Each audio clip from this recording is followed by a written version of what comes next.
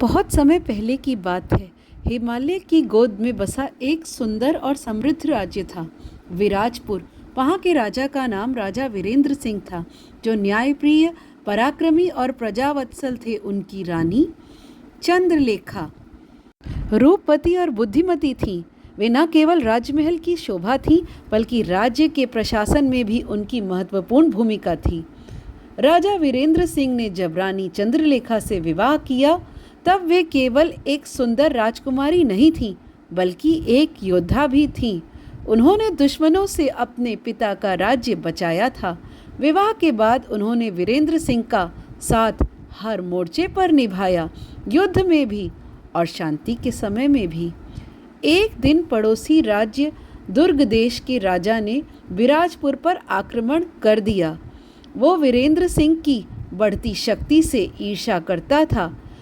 वीरेंद्र युद्ध की तैयारी में लग गए, लेकिन इस बार दुश्मन चालाकी से भीतर ही भीतर गद्दारों को मिला चुका था। रानी चंद्रलेखा ने अपनी बुद्धिमानी से उन गद्दारों की पहचान की और राजा को चेतावनी दी। उन्होंने युद्ध की नीति बनाई और वीरांगनाओं की एक सेना खड़ी की। राजा ने जब दुर्ग देश पर प्रतिक्रमण किया, तो रानी चंद्रलेखा ने राज्य की रक्षा का दायित्व स्वयं लिया। भयानक युद्ध हुआ। राजा वीरेंद्र सिंह और उनकी सेना ने दुश्मनों को पराजित किया, परंतु वे स्वयं गंभीर रूप से घायल हो गए। जब उन्हें महल लाया गया, तो रानी चंद्रलेखा ने अपने हाथों से उनकी सेवा की और पूरे 1 महीने तक उनकी देखभाल कर उन्हें स्वस्थ किया। इस युद्ध के बाद प्रजा का राजा और रानी पर विश्वास और प्रेम और भी गहरा हो गया। विराजपुर को शौर्य और प्रेम की भूमि कहा जाने लगा। राजा और रानी ने मिलकर विराजपुर को एक आदर्श राज्य बना दिया। उन्होंने विद्यालय, अस्पताल और नारी शक्ति को बढ़ावा देने के लिए अनेक योजनाएं चलाईं। रानी चंद्रलेखा ने महिलाओं के लिए एक विशेष परिषद बनाया।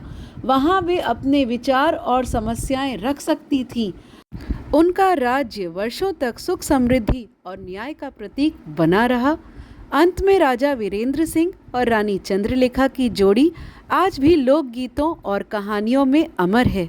लोग कहते हैं कि जब भी कोई सच्चा प्रेम और बलिदान की बात करता है, तब विराजपुर के राजा और रानी का नाम अवश्य लिया जाता है।